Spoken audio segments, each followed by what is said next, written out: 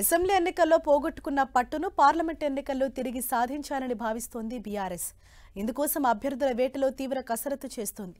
సికింద్రాబాద్ సీటును ప్రతిష్టాత్మకంగా తీసుకున్న గులాబీ బాస్ అక్కడి నుంచి బీజేపీ, కాంగ్రెస్లకు ధీటైన వ్యక్తిని బరిలోకి దించాలని భావిస్తున్నారు. పార్లమెంటు ఎన్నికల్లో పట్టు నిలుపుకునేందుకు ప్లాన్ చేస్తోంది బీఆర్ఎస్. కాంగ్రెస్, బీజేపీని ఎదుర్కొంటూ చెప్పుకోదగ్గ స్థాయిలో లోక్సభ స్థానాలను దక్కించుకోవాలని చూస్తోంది.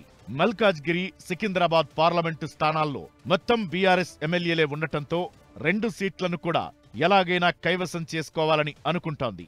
మెదక్, జహీరాబాద్ నియోజకవర్గాలు పార్టీ అధినేత కేసీఆర్ సొంత జిల్లా కావడంతో ఆ 2 నియోజకవర్గాలపై కూడా ప్రత్యేకంగా దృష్టి పెట్టారు గులాబీ బాస్.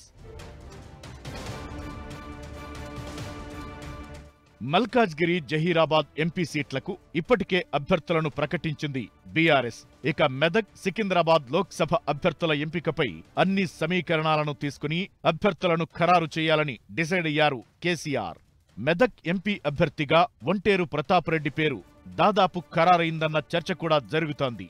సికింద్రాబాద్లో 2 బలమైన నేతలను జాతీయ పార్టీలు రంగంలోకి దించడంతో అందుకు దీటుగా బీఆర్ఎస్ కూడా సీనియర్ నేతను బరిలో దించాలని భావిస్తున్నట్లు తెలుస్తోంది.